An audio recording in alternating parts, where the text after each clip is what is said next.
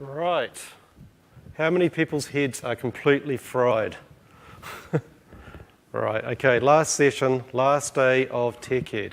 Unfortunately, traditionally, this is actually my session. I mean, every year when I come to TechEd, I tend to get the last session on the last day, or conversely, I get the first session after the Geek Fest. Okay, and both of those are basically the worst the worst sessions that you can actually get. Obviously, because of the first session in the morning, people have hangovers and they tend to sleep in. So just on that note, does anybody here want me to talk a little bit more quietly? Just in case, okay. And the reason this is usually the second probably the second worst session is that most people have got flights to catch and they tend to drift off, etc. So anyway, this is the upgrading to SharePoint 2013, and they were very fortunate that they gave these out last night. So for this session, I'm going to be the upgrade bandit. Okay, I can see the eval nails, right? Bad jokes. But we're going to be the upgrade bandit, okay, and see what we can. In fact, that's going to kill the mic, so I won't be the upgrade bandit. So anyway, my name's Wayne Newington. Most of you have probably seen this a few times, okay? I've got a few certifications, been at Microsoft for a while. SharePoint Ranger, used to do house renovations, put on a bit of weight, hence I eat all the pies, yada, yada, yada, okay? Contact details are up there, okay? So just on that note, if anybody does want to contact me, please don't hesitate to ping me an email. I do usually respond. It may take a little bit longer. I mean, I know I've got one of my clients in the room at the moment, and I do need to get back to some of the emails that one of his colleagues has sent me. But, at events like TechEd, it makes it a little bit harder, but I do guarantee that I will get back to you. So that's just a little, soft note to one of my clients that I'm working with at the moment. So, what are we going to do today? Really, the session goal about this is really to try and get a better understanding about what exactly is the upgrade process.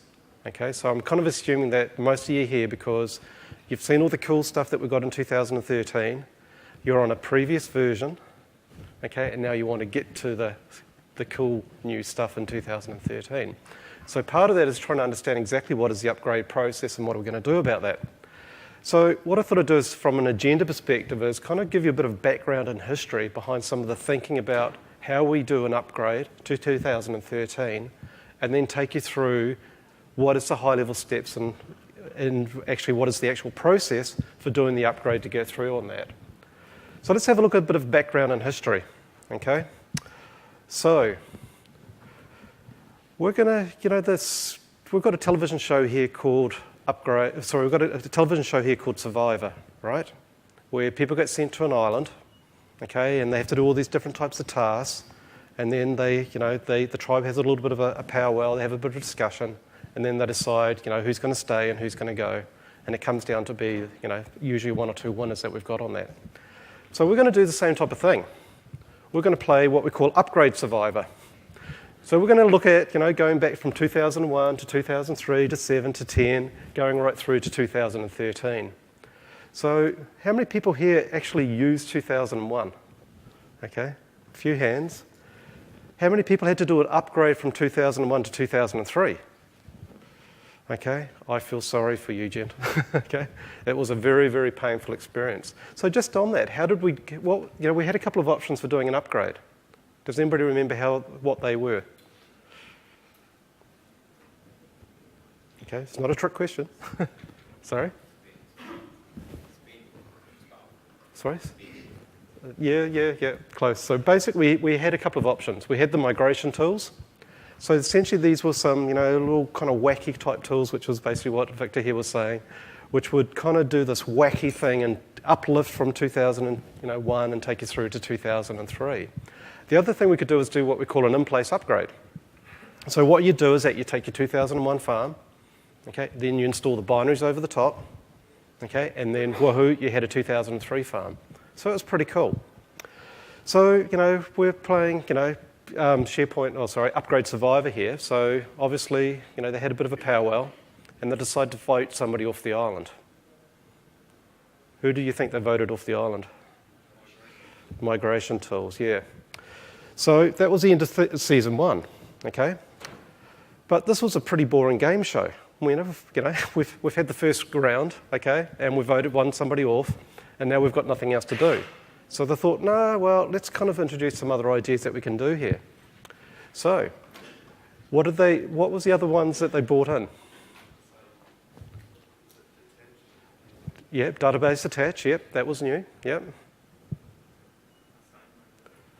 On-site migration, exactly. It was called gradual upgrade. So the idea being here is that you could do the in-place, so you could take the same farm, okay, install the binaries over the top, okay, and woohoo, you suddenly had a 2007 farm. And they decided to do that a little bit differently with this gradual upgrade approach. Okay, so this is why this guy's got the camera, he's pretty flashy. So the idea being here is that you could take your 2003, install the binaries up on top, and then you could then say, oh, I only want to upgrade this particular web application, or what was the equivalent thereof of that. And so you could actually run them side by side. So it's pretty cool, quite a neat idea, had a lot of fun. So the new one they also introduced was the concept of doing this database attach. So you could stand up a completely new farm, okay? So you stand up your 2007 farm, you take your database from 2003, attach it over, okay, and woohoo, do the upgrade and take that forward. Pretty cool. So the tribe had another powwow, okay? The tribe spoke, and who did they vote off the island? DB attach? Who thinks DB attach? Okay, who thinks it was in place? Okay, who thinks it was gradual upgrade? Okay, the people who put their hand up for gradual upgrade are correct. Pretty flashy, but too flashy, okay? It used to cause a lot of pain, and we basically didn't like people doing that. It used to cause a lot of issues, primarily because we used to have two versions running side by side. You used to have to support 2003, 2007 running in the same farm. So the tribe spoke, and they went through to the next round. So now, we're in a 2010 type environment, and we want to go from 2010 through to 2013. Tribes had a powwow, had decided to have a bit of a vote around this.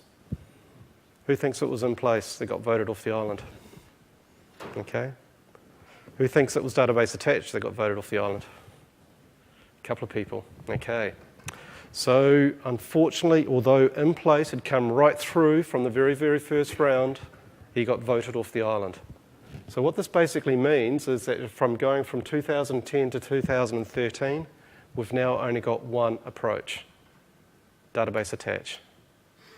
Okay, so there's actually some interesting connotations associated with this. Essentially that we need a new farm, okay? So this is basically the whole premise behind how do we do our upgrades. We need to stand up a new environment and take that forward. So if we have a look at the upgrade process that we've got then, there's essentially 3, possibly 4 steps that you need to do. You need to provision up a new farm.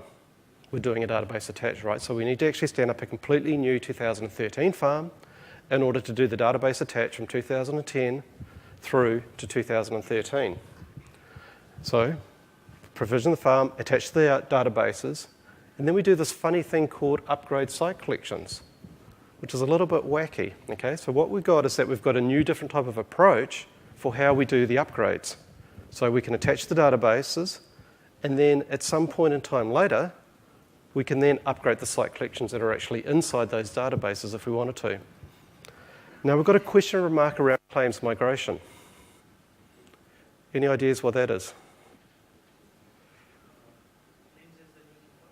Claims is a new default, exactly. Okay, so you probably would have seen during the week if you've come to the SharePoint track that claims is the default. So when you go into the central admin now, you've only got one option to create a web application, and that's to be in claims mode. The only way you can create a classic mode web application 2013 is via PowerShell.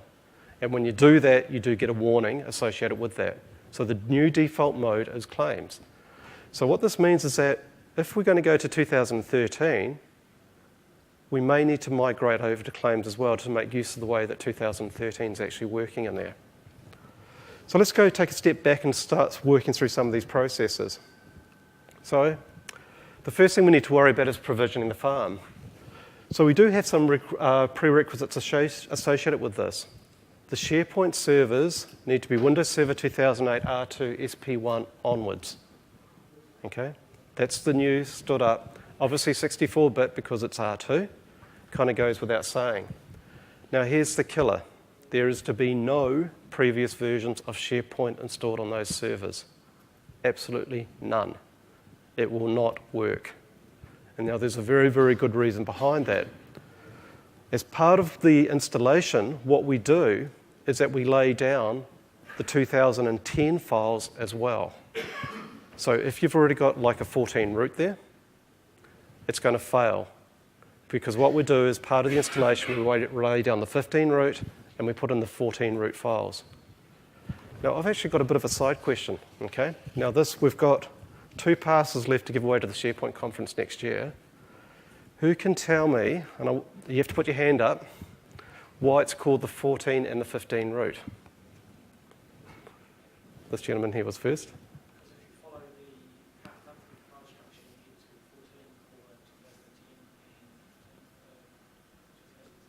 Okay, so why was 2003 called the 60 hive?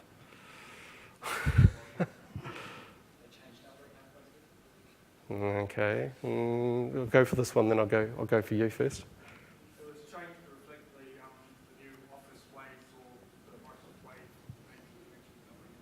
Okay, so why was 2003 called the 60 root, 60 hive? Because it was following. They did the same thing with SQL. I cannot remember. I'll go with the gentleman at the back. No? Okay. They don't like, well, okay, we'll come to a story on that. Okay, so, so you know how we love to hide the SharePoint files in this lovely directory, right? You know, web server extensions, you know, common files, you know, yada, yada, yada, yada. Okay, so the idea behind it is that it's meant to be based on what version of IIS you're running. So that's basically you're doing extensions into the version of IIS. So it was put into version 6.0, but they didn't like to have the dots, so they called it 60. Okay, so it was all really well and good. So for 2003, it was put into the 6.0 or the 60 root. Okay, when we released SharePoint 2007, okay, God, I'm getting my versions. 2010, sorry, I get my versions confused there. When we released version 2007, that could also run on Windows Server 2003 as well. So hence the issue there was that we couldn't have it as being 60, so they made it 14. In fact, no, I got my versions completely wrong. When we went to 2007, that was running on Windows Server 2003. Couldn't put it in the 60 because that would conflict, so they put it into the 12 directory. Okay, when we bought out 2010, we jumped a version, went to 14. 2013, we went to version 15. That's the reason behind that. So I'm going to hold on to this until I get another question. Okay, so from a database server perspective, okay, so what we need is SQL Server 2008 R2 SP1 or SQL Server 2012 or SQL Server 2012 SP1. Now the general recommendation here, which I'd kind of suggest you go with, is to look very seriously at SQL Server 2012 SP1. I'm trying to give this away. Can anybody say why I would recommend that? I'll go. No, you get that in SQL Server 2012. Okay, not with SP1. You get it with SP1 as well, but not just because of that. No, you get that with either version of databases. Come and get the ticket. Okay, so that's exactly the reason. So with Service Pack 1, we've got some additional BI functionality, which you only get in Service Pack 1. So if you are going to do the BI stuff, then obviously go with the Service Pack 1 on there. It may save a little pain trying to upgrade your database later on. So the other thing that we need to worry about as part of getting this new 2013 farm stood up is that we need to get hold of all our 2010 customizations. Guess what causes most of the upgrade issues? Customizations, right? Because are there any developers in the room? Okay, cool. Who's written bad code? Oh, you have as well, I know. Because all code is evil, right? So most of the time, most of the things that are going to block your upgrades or cause issues with the upgrades are going to be the customizations that you do. So what this means is that you do need to go out and find all those customizations. And your developers have done these all as WSPs for you, haven't they? Hopefully they have, okay? Hopefully they have. Unfortunately, not all developers are that good, particularly if you start letting developers onto your farms. and they'll start doing some tweaks and modifications that you may not be aware of. They could unintentionally or intentionally drop some additional files onto your farm. So this is going to cause a problem, particularly, or it's going to cause a problem when you try to attach the databases and start trying to upgrade those when you go to 2013. So what this means is that you do need to go through and somehow identify what are the customizations that you've got. So this is something that I do. What I do is I compare all of the servers that are in that particular farm. And what I look at is I run a comparison against all the virtual directories, the 14 root, and what's in the global assembly cache. Okay, what's actually in the cache there. So I go do a comparison against all of those different servers against what is the difference in there. And you'll be surprised how many different customizations you will identify. Like there will be sometimes there'll be changes to the web.config file that it's only on one server, but it won't be on another server. And that could explain why sometimes your farm's not behaving properly. Okay? The other thing that I like to do too is look at the patch level that your farm is currently on. So what I'll then do is stand up a vanilla farm at exactly that patch level, and I will once again compare those virtual directories, 14 root, and GAC against that vanilla farm. What I'm trying to do is find out exactly what other customizations that I've got. Okay? Something to do, because this will come back and bite. So once we've got all of those, we kind of assume that we go through and we deploy all those customizations into that farm already for us. The next step that we go through and do is that we attach the databases. So this is a little bit different from what we could do under previous versions. So when we did the upgrades and did the database attaches in previous versions, there was only one or two databases or types of databases that we could attach, primarily the content DB. So what they've done is that they've gone through and made this the only way to do an upgrade. So hence we've provided additional support to upgrade the other databases that you've got associated with that. So if we look through the first ones, so what are the supported databases? Config database? Okay, who thinks yes? Who thinks no? Okay, good. Okay, exactly. We've never, ever, ever supported the ability to update or attach a configuration database. That cannot be done. Does anybody know why we can't do that? Sorry? It's a different farm, but what's really the main reason behind that? Different structure, different core. There's actually some machine-specific information that's actually contained within the configuration DB, and that will not uplift and take through to another environment. So this makes it quite interesting too from a BCM perspective, which is you can't mirror your configuration database to another farm. You can only mirror it or replicate it within the same farm for exactly those reasons. So the next thing we look at is content databases. And this is probably really the main thing that people tend to worry about and they've got the most concern about is getting our content databases and being able to attach that. So we do provide support on that. So that's all good. The other thing we can do is take through the search. We do support the search admin database, but we don't support the property and crawl databases. Now, people went to Neil's session yesterday. He went through the upgrade process, so I'm not going to worry too much about that. But essentially what it will do is that it will take that through. Now, you're probably worried about what's going to happen with regards to the properties. Okay, the properties are actually stored differently in 2010, so it's not actually a big deal. Okay, the crawl databases are actually really just a temporary one that's used during the crawl process, so you don't want to take that through anyway. So, that's not actually not a bad issue. The other one is the managed metadata database.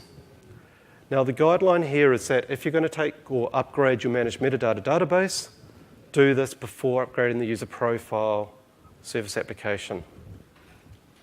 I'm trying hard. This is the last ticket. Well, actually, I might hold on to that. We're a bit early, okay? But you can answer the question. Why is that? Because of the social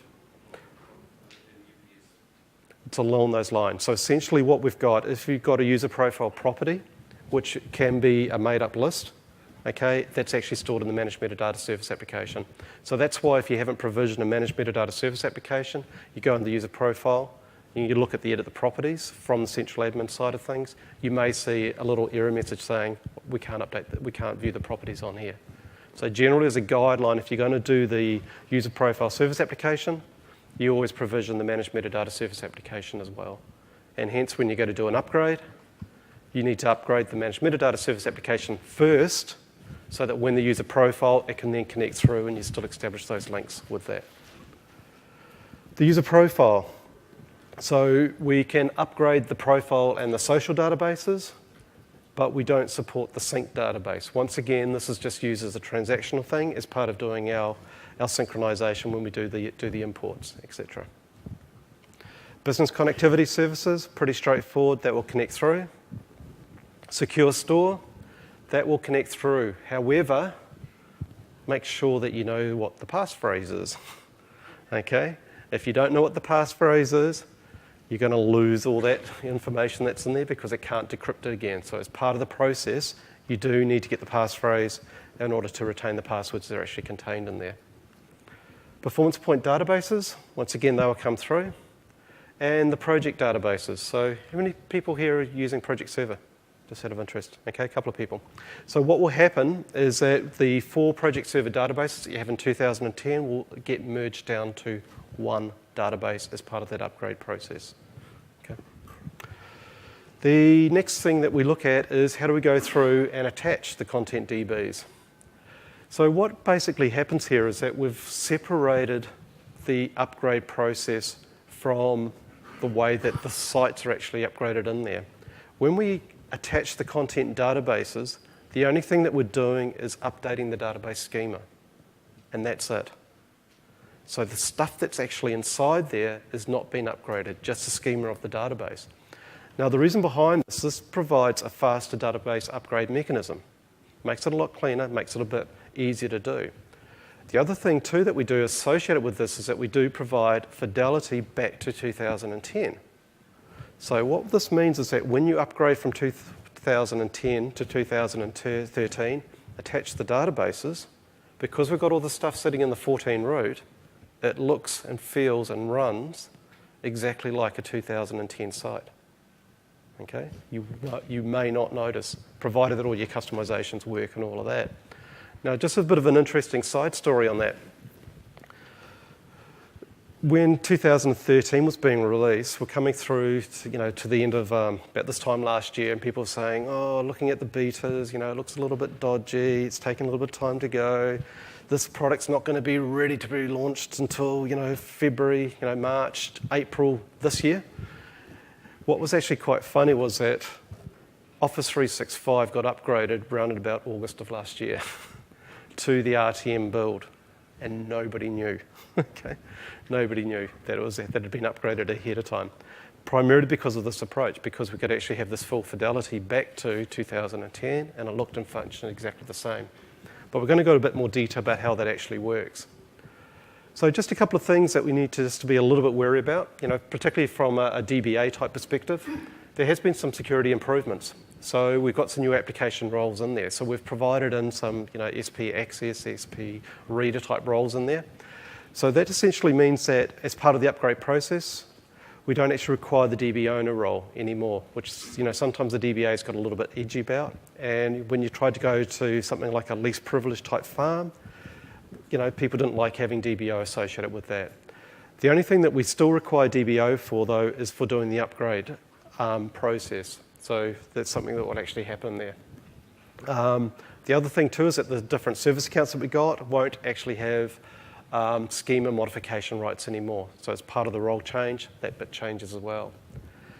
Now, the good thing, too, is that as part of doing this upgrade or doing the database attached through, we've also made some enhancements to the content databases and the way that we work on there. So somebody mentioned something about threaded storage before. That's one optimization that happens. So what will happen is that if you've got, okay, let's take it back another story. Okay, the way that SharePoint works in previous versions prior to 2013 was that if you've got a document which is like 1 megabyte large, and you've got 5 versions of it, there would be 5 versions of 1 megabyte stored in the database. Okay, so that used to have some interesting connotations from a capacity perspective. I take it everyone knew that, right? The way that the versioning works. So it didn't actually do the deltas, etc. So what we've come up with a slightly different approach, which is what we call shredded storage. So what will happen is that the document, or the blob, will actually be split up into multiple chunks. And only if that chunk changed will that delta be stored back into the database. So we do have some better optimizations around that. Now, so people go, great, that means that when we go upgrade from 2010 to 2013, all of my data is going to be shredded, okay? And that means that my whole content database sizes are going to go down. Unfortunately, no, okay? So this is a bit of one of those trick questions. When we do the database attach, we don't shred, we kind of shred the storage, but we don't take use of that for the different versions. It's only when you do an update to it do we start then chunking it up and start going into the shredded storage approach. So initially you won't see a reduction as part of doing this database attach. The other optimization we've got is the sparse column support to allow for wider lists. So essentially the way that SharePoint works from a database perspective is quite wacky. So you can have you've got a list, you've got a list item in there. That doesn't necessarily mean that that's going to correspond to exactly one database row, because you can add multiple columns into it. So what we do from a database perspective is that one list item could be spread over multiple database rows, okay? Which is why we have some thresholds and some throttling issues around, how many extents we can go down before it escalates into a table lock, etc. However, to get past that, what we've got is that we can make use of some of the new data types, which is a sparse column support, which means we can actually go a little bit wider and makes better use, so we can actually have more database rows that we can go over. So the first thing we do is that we need to do this test SP content database. In fact, this is what you should be doing, running this test SP content database. So what this will do is that when you take your 2010 database, and you then want to upload it or attach it to your 2013 farm, the first thing you should really run is this test SP content database, and it will go through and identify what are the potential issues that you may have with that database being attached. What you can also do is that you can also run this back in your 2010 farm as well. So that's one of those recommended guidelines that you should do. You should, as part of doing this, is run this in your 2010 farm, because this PowerShell command it is available in 2010, as well as run it in your 2013 farm as well. It doesn't have to be connected to your farm. You can just have a database setting on SQL Server, and you say, I want to test this particular database against this web application, and tell me what the issues are. So what it will do is it'll go through, look at things such as what are the missing features, templates, site definitions, web parts, what are those missing customizations that you've got. It'll look at what are the site collections in the content database, but on the configuration database, and look at all the site maps, and list them down. Now the key thing about this is that if you've got issues in your test SP, if you get any issues being identified this, you should really, really, really, really get them fixed and resolved before you do the complete mount and actually attach it into your farm. Because there is a couple of little gotchas around that, which I'll cover off shortly. The other thing you can do, there is another parameter in there as well, which is show row counts. So what this can do, if you're worried about some of the capacity issues with this, you simply add this additional parameter in, and it will give you some additional information about how much, what are the row sizing metrics associated with this content DB. Yeah. Does the database have to be offline for you to do that? You You can do it on a running content database? can do it on a running content DB. Okay, that's absolutely fine. And like I said, the database doesn't actually have to be attached to your farm either. It can just be sitting there, nobody knows about it, and put it through. Same as a restore type process. The next thing we do is that we execute the mount SP content database. Now this will initiate the content database upgrade. So it'll actually start going through the upgrade process for us. What it will do, though, is that it will run some internal consistency orphan checks for you. Now, this is the killer. If you've got any orphans in your content database, and what I mean by an orphan, it could be something like a site. So it's believe it or not, it's actually quite easy to create orphan sites within SharePoint. Nobody's ever come across these, have they? It's actually very easy to do. I can show you a script to do it, how to kill a farm. And if you've got any other like user objects or something like that, so if you've got like a user object that's in there and they've been taken out of the AD, that's regarded as being an orphan object, and hence they won't actually be upgraded as part of this process. So this is really the reason why you need to go through and clean up everything as doing the test before you actually run this mount. It will also go through and run these compatibility checks as well for you, and it's essentially performing the test SP content databases again for you. Okay, so that's what we're basically doing here. But note, all it's doing is upgrading the schema. It's not going through and upgrading your sites. They will come through, and if you got all your customizations and all that deployed correctly, it should look exactly like a 2010 environment running in a 2013 farm. Should. So, claims migration. We've kind of alluded to this. So, as we know, 2013 is by default claims. So what this means is that if you have got a classic mode web application and you still want to use classic authentication, it will work, but there is some issues associated with that. Now, the next question you're going to ask is, what are the issues? Unfortunately, there's not a public list of exactly what the issues are. There are a few things that will break, okay, and will not work as expected, but there's no definitive list of exactly what those are that we can publicly release, unfortunately. And I know a lot of people have been asking for it. There's been a lot of conversations on some of the DLs that I know Victor knows about exactly, asking for what exactly are these issues. Some people know about them, some people don't, but just be aware that there is a few issues with that. If you're doing forms-based authentication, that will work exactly the same because that's essentially doing claims-based, and that will work exactly the same as 2010, provided that you do deploy your provider with the same name in the 2013 farm before you do the database attach. Kind of makes sense, right? Shouldn't be too hard. Now, authentication mode by default should be claims, and we do know that there is some issues with running claims in a 2010 environment. Okay, so just be aware of that. In fact, actually going with claims in 2013 also changes some interesting behaviour with regards to the way that throttling works. But that's a completely different talk. Okay, so claims migration. The real key point around this is that you should not do this at the same time you're doing an upgrade. Okay, I'm going to repeat that. Do not do this at the same time you're doing an upgrade. You should really treat the migration from classic to claims as a project in its own right. Then you should treat the upgrade from going from 2010 to 2013 as another project. Don't do both of them at the same time. The reason behind that is that if you come across any issues, etc., there may be some confusion around whether or not it's a 2013 issue or is it a claims issue. The other thing too to be wary about is that migration is a one-way street. Once you convert your web application, which has got your content database, etc., associated with it from classic to claims, you can't go back from claims back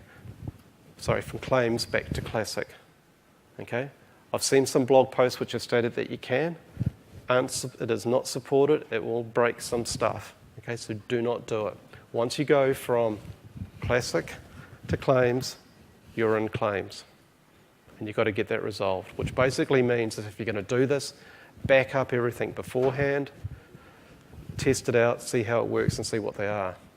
So what this means is that you've now got two options. Where do we do that upgrade or that migration to claims? Well, we can either do it in 2010 or we can do it in 2013. We've got a bit of a choice as to what we can do there. So what we could potentially do is, if we're in 2010, that's easy. We can run a script, which I'll show you shortly, which can upgrade us into claims, resolve all those issues associated with that, then take those content databases across. If we want to do it in 2013, what we could do is deploy a web application that is in classic mode. Take our classic mode content DB, attach it into that web application, obviously with all the customizations and all that deployed, etc. Make sure that works. Then we can convert that web application in a supported manner to claims as a separate project. Okay, so it's two different ways of doing it. So in order to do this, the script is directly out of TechEd. It basically gets the web application, says that it wants to use claims authentication, sets it to true, does an update of the web application, sorts out some policies with regards to the user account, migrates the user with the value of true, and then it provisions us globally. Okay, so that's how you convert a web application 2010 to claims. One-way street, you can't revert it back up everything before you do it. In 2013, that method or that approach has been completely deprecated. In fact, we prefer you not to use that anymore. So when you're doing your upgrade to claims in 2013, what we do is that we convert the web application to claims, where we've got the option to basically retain permissions and all that, and et cetera in there. So it's a lot cleaner, a lot easier. It's a different approach for doing it. And hence, this is the reason why I was saying is that if we wanted to take your content database as a classic and put it into web application as a classic, this is a good way of doing it. So you basically have like a temporary classic web application to then convert. You could then attach or move that content DB to your real location that you want to have that claims-based web application running. Okay, so kind of treat it as a temporary staging area if you wanted to. Okay, right, so upgrade site collections. So this is getting into the third step that we need to worry about, okay, once you decide when you're going to do your claims, etc. So what we've got is that we've got this concept of a deferred site collection upgrade approach. So what this means, kind of been hinting at this, is that we can take our 2010 sites and they will work exactly out of the box as if they were in a 2010. And this is why we say we don't have any versions of SharePoint on the server, because we've got a layout of that 14 root laid out on the file system for us. Now, one of the questions that sometimes comes up, so I'm going to beat you to it, is what version of SharePoint is it? What's the patch level of that? It doesn't really matter, okay? So it's basically the out-of-the-box install bits that we provide with you. The key thing about this is that the assemblies that are in there are not actually contained in the 14 root. All it is basically just the straight files that we've got in there. Okay, so they're actually, like the text files, like the .aspx files, the .js, the CSS files, etc. There's no actual binaries in there. So this replaces what we used to have the visual upgrade. So when we went from 2007 to 2010, we could have what we call the visual upgrade. So you could see that, visual representation. That whole concept is gone. Okay, we don't have that anymore. So this is kind of what we regard as being the spiritual successor, and it provides a safer process in order to get there. Kind of hitting on this, it does provide a really, really deep backwards compatibility on doing the upgrades for it. Okay, so or you can have all your 14 features side by side with your 15 features. I'm going to take you through how that works. And all your existing customizations should work just fine, provided that your developers followed all those recommended guidelines. Right, okay. We really trust our developers. I mean, I can say that. I mean, I'm a developer at heart as well, so I can say that. So what will happen is that when we go to attach the databases, the other thing will happen is that by default, all of our site collections will not be upgraded. So we're going to put them into this deferred upgrade state. What we can do, though, as part of our upgrade process, if we don't want to worry about this step, is that we can force the site collections to be upgraded as part of our upgrade process as well if we wanted to. So we have got that approach that we can do there. So we've also got this interesting thing that we can do. We can go through and do an evaluation site collection. So we can say, right, I want to see how this works if I was to actually upgrade this site. Okay, so this is pretty neat kind of experience. So it's a bit like how we used to do the preview. You used to go through, used to preview it, okay, and I changed all the style sheets and kind of went, yeah, and people went, how do I get back, started to panic, etc. This actually does a slightly different approach. It will upgrade the site, but it's still going to preserve the existing one. So what it will do is it will make us what we call a side-by-side copy of the existing site collection. So if you're using SQL Server Enterprise, it will do a database snapshot.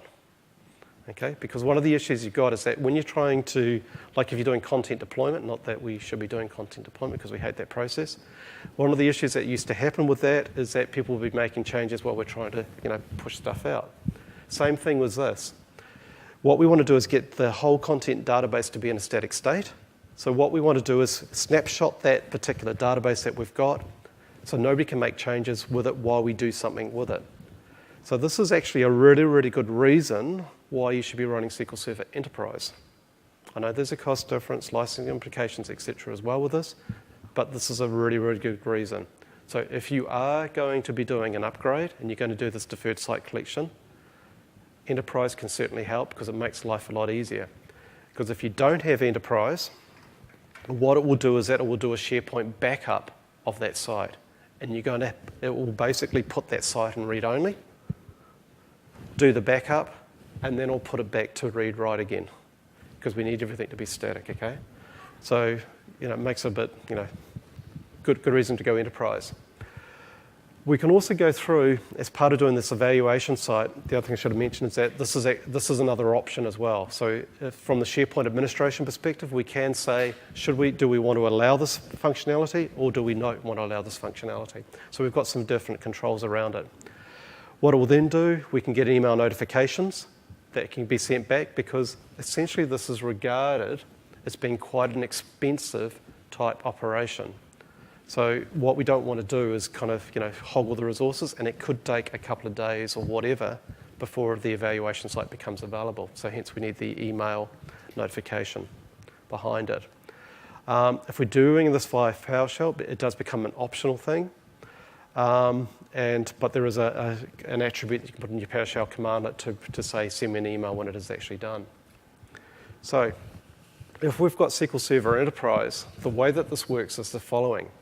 If we've got a site called foo that's sitting in there, we can come through and we've got a little timer job which comes off and says, I want to create an evaluation site.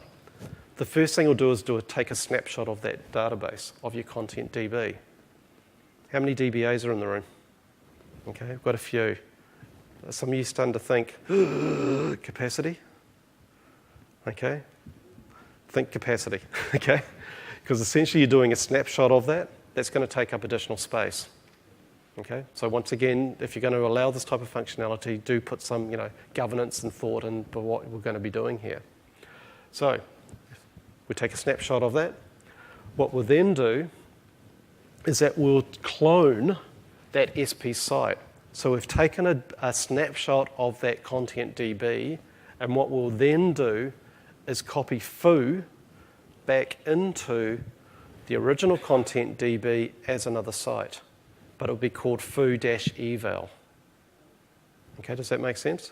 So we're taking the snapshot, and we're going to go through all the tables. Not that we should be telling you that we've got tables such as all sites, all webs, all docs, because nobody's allowed to touch the content DBs, eh? Okay, so we're going to take those, push those back into the real content database. So once again, capacity issues here. If you've got, for example, a 1 terabyte site collection, some people have, okay, not a good idea. Okay, you're going to do a snapshot, do a snapshot of that, so you need space for that. Then you're going to take that 1 terabyte site collection and put that back into your content DB.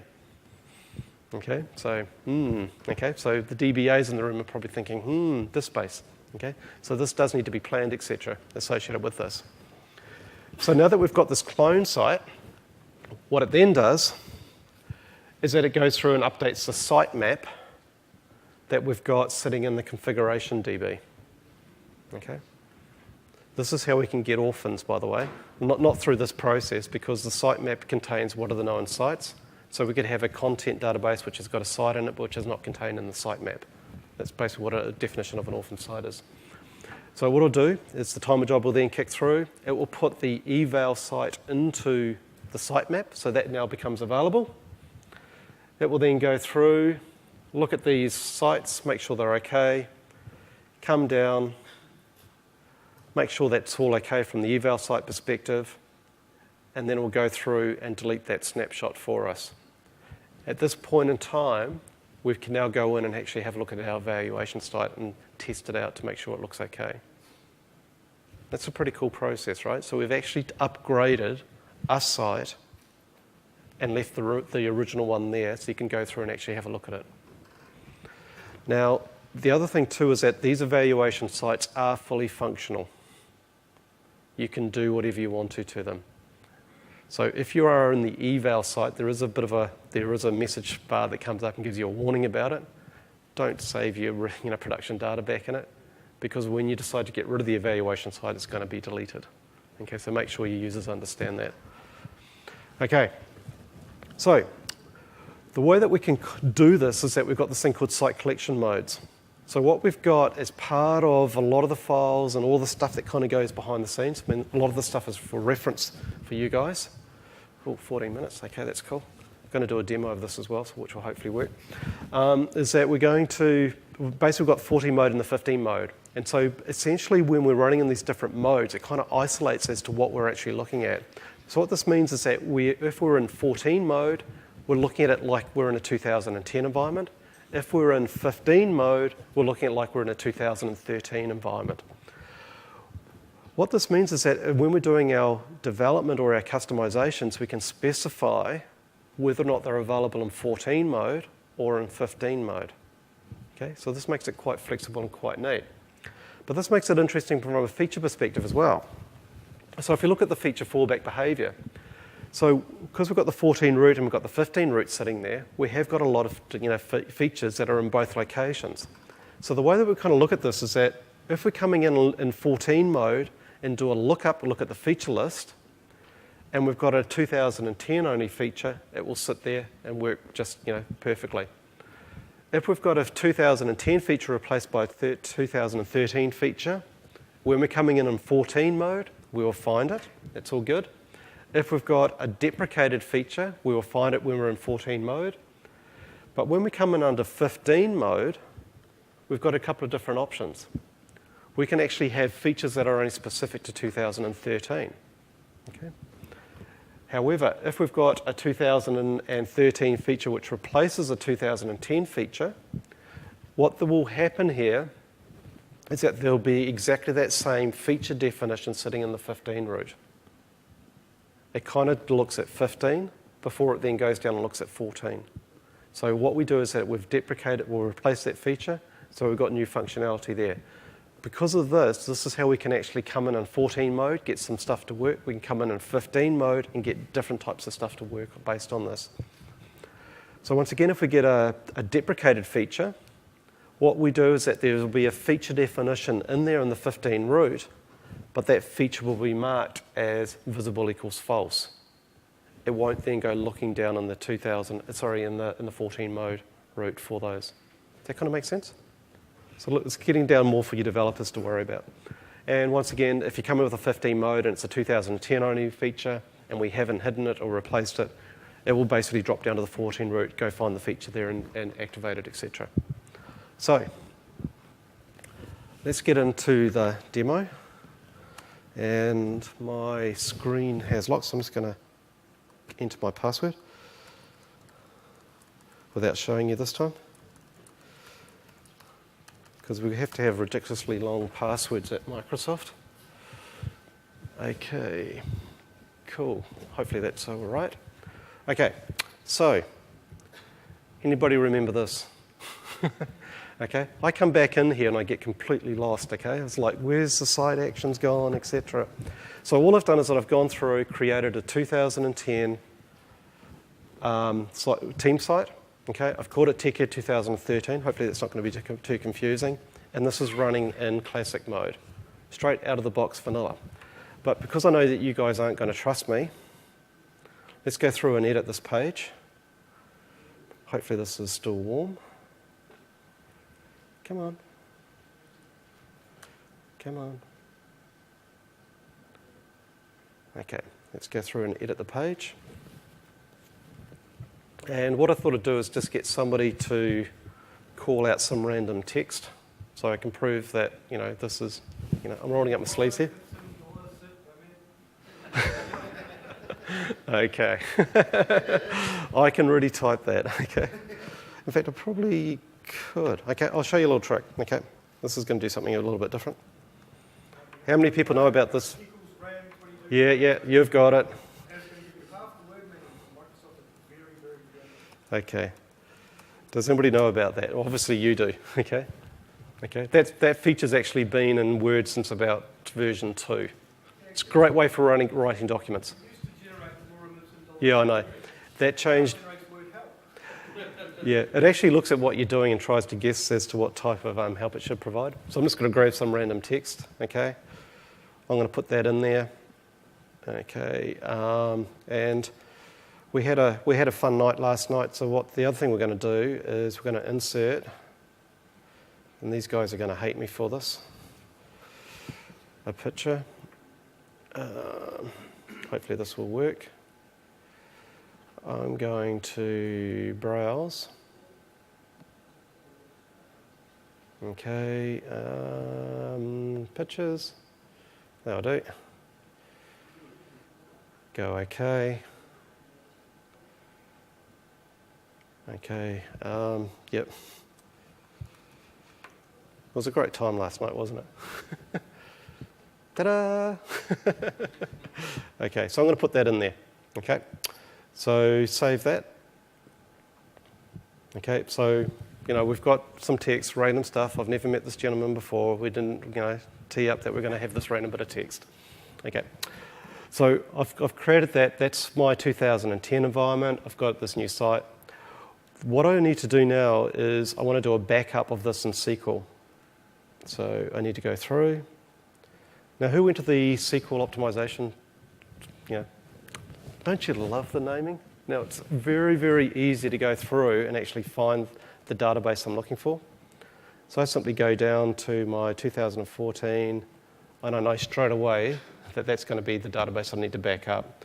SP14 for 2010, F1, content, TechEd 2010. So I'm just going to go through and back that database up.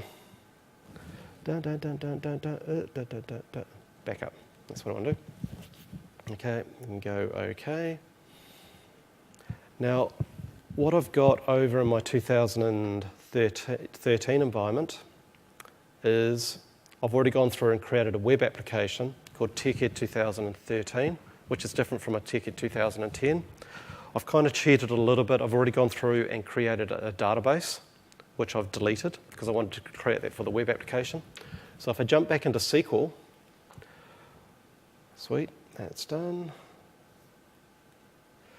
Okay, I've got my database, because I'm using the same database server, is if I go back to content, I've created just an empty database called F1 content TechEd 2013. So I'm going to restore that database into this one. It's just a way to kind of using one SQL server without actually having to copy stuff across and muck around with that.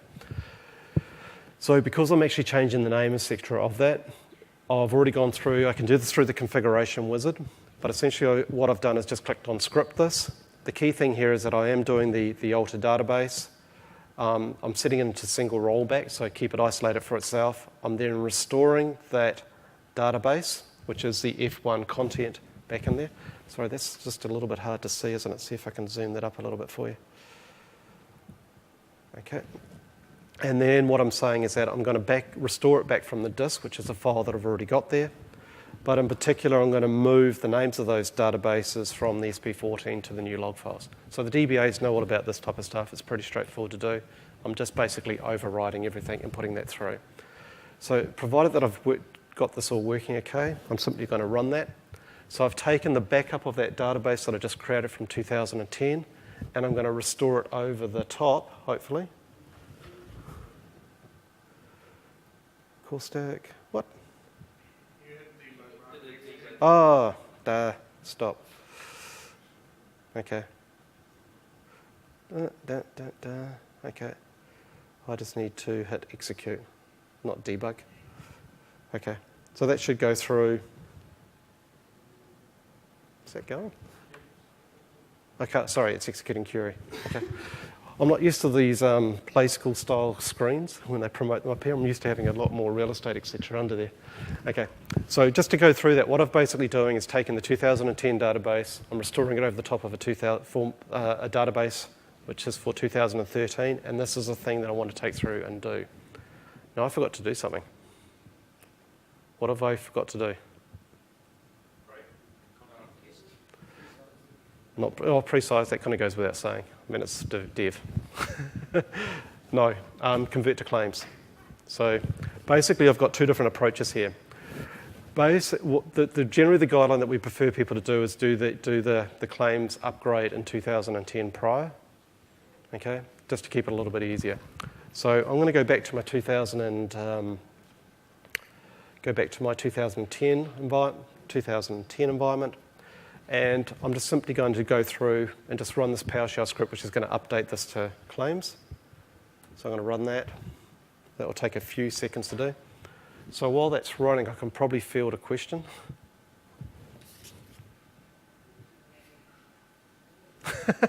He suddenly looked up from his camera. I have a question. If you created a custom solution Yep. and it uses SP metal, Mm-hmm. will the entities be the same on the new SharePoint? They should be. They should be. They should be the same. There's no change there because your content database is still, I mean, the way that Metal works is looking at basically what are the lists and, you know, columns and all that are in there. They should all exactly be the same. The key issues I've seen when you're doing this is the domain name is changed from domain / username to some weird funny Yeah. stuff. So that is what devs want to for the Yep. That should be. Yep. Sorry. At the back there?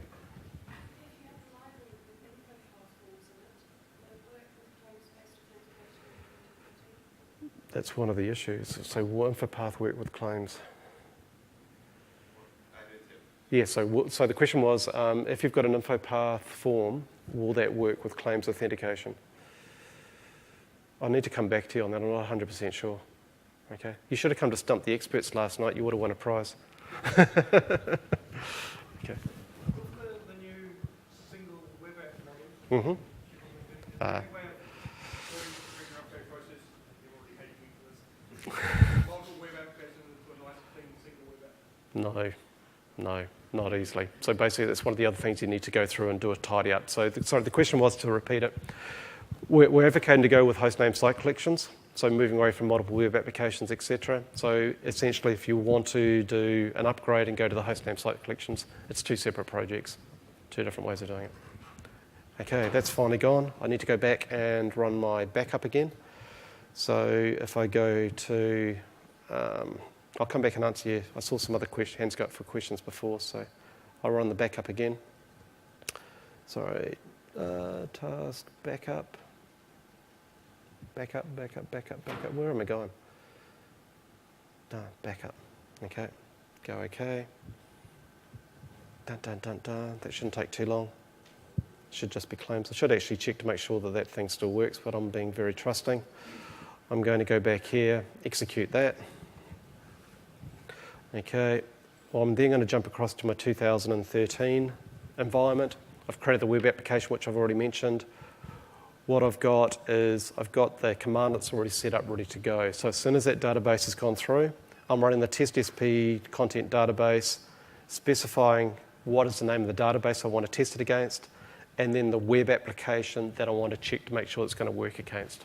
So hence, if you're doing your customizations, they should be deployed to that web application that we've got there. So just jumping back, is that finished? Executed successfully, so that's good.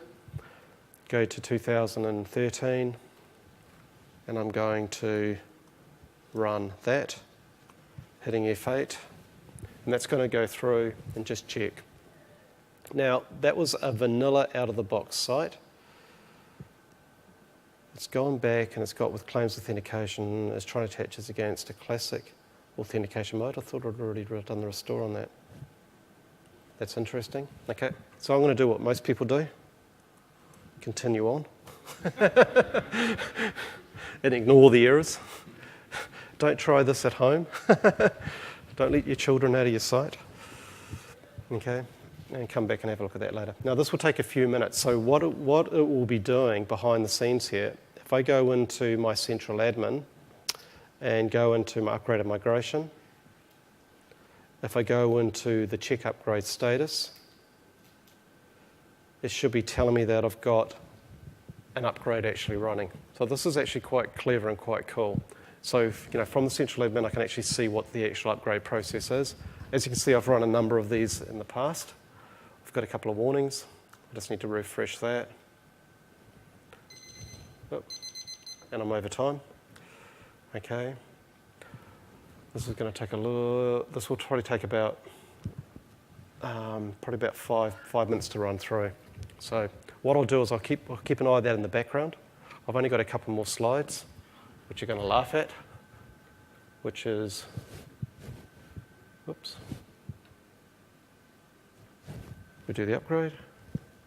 We go to the summary, and we say that what we've looked at, which is hopefully that you've been able to understand the upgrade process. We've got this database attached. We've got claims migration. We've got this deferred site collection. I want to show you that. So I know I'm running over time, so if people want to leave, that's fine. If not, I'm happy to keep going. People want to stay?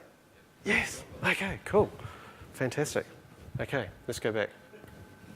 Okay. Upgrades are cool. In progress. Have you seen my Facebook photos? It's all Victor's fault. He wanted to have some whiskey. That's good. So I can take some questions while this is running. Yep.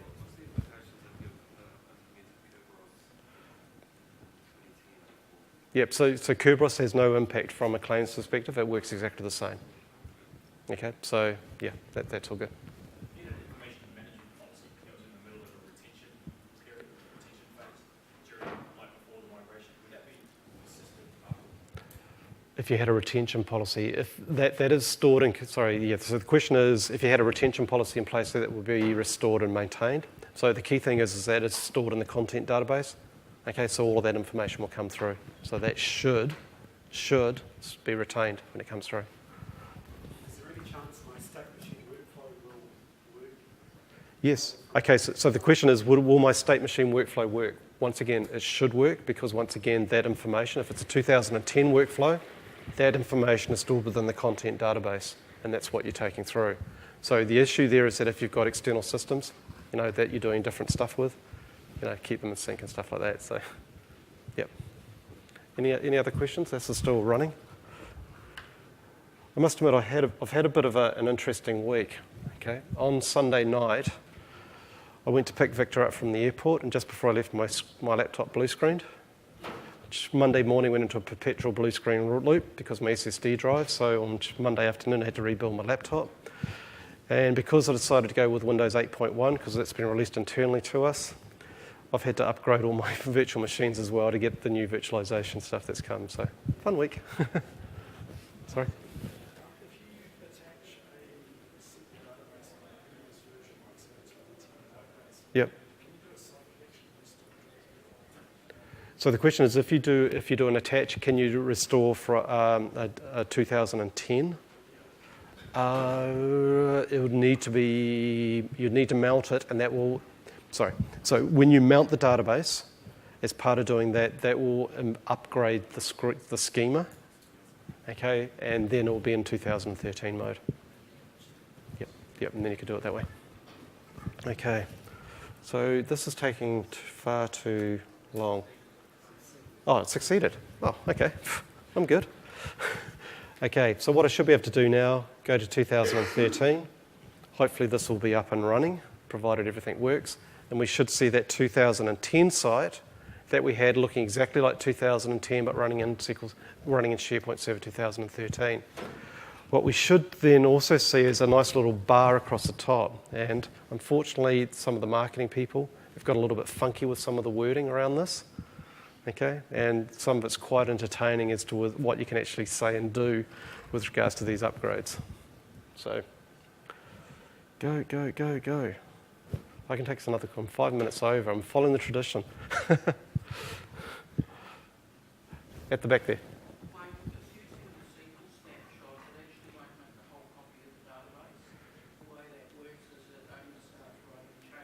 Yeah. Yeah, I know, but it's a bit of a capacity issue as well. So I totally agree that the snapshotting doesn't do a complete. The issue is that when it puts it back in, it's going to increase the size that way. That's easy. then that's marketing speak. Okay. So I'm gonna hack it because I can. I'm going to go here, user policy. It's good being a SharePoint admin. Who came up with working model? Yes. Honestly, that's anything I have seen. Yeah, it's actually quite funny when we're going through the internal releases of this, because we can update our link status internally. People that were on the know would have working on it, and then doing the ... It was quite funny. And then you'd get the, oops, something went wrong. So I'm just going to do an add user. They seem to be correlation IDs when something wrong. Yeah. Okay. So I'm doing something very, very naughty. Okay. Full control. I can get around use SharePoint. Doing okay. Access denied. Now the reason behind that is obviously because of the claims. It didn't do the migration properly. Something went wrong there. Oh, go back to site. Hitting a refresh on the same access denied page is going to give me the same message.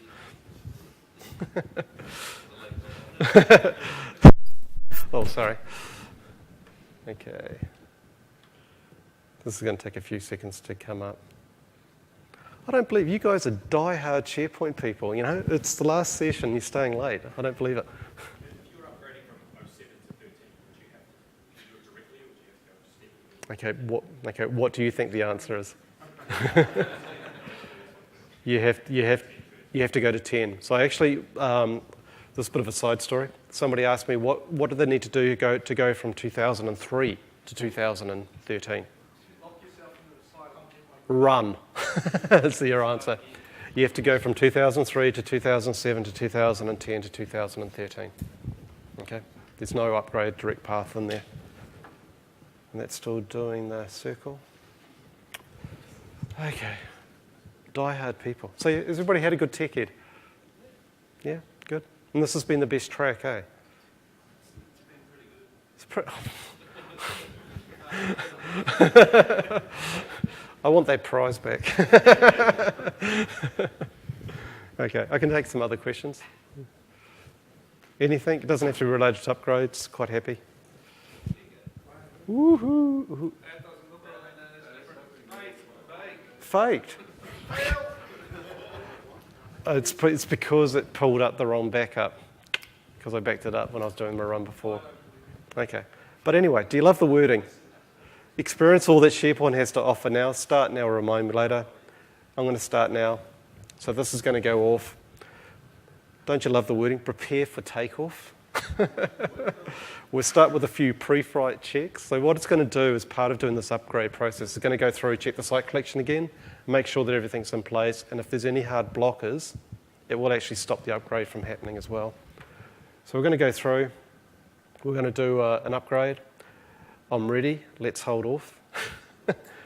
I think marketing must have been to a Geek Fest the night before when they came up with this. Okay, I'm ready. So what it's doing now is it's going through. Yeah, it's processing, yeah. So what it's doing is going through and running some of these pre-health rules on there, make sure everything's fine. Once again, if it's got a hard block. Okay, beer o'clock.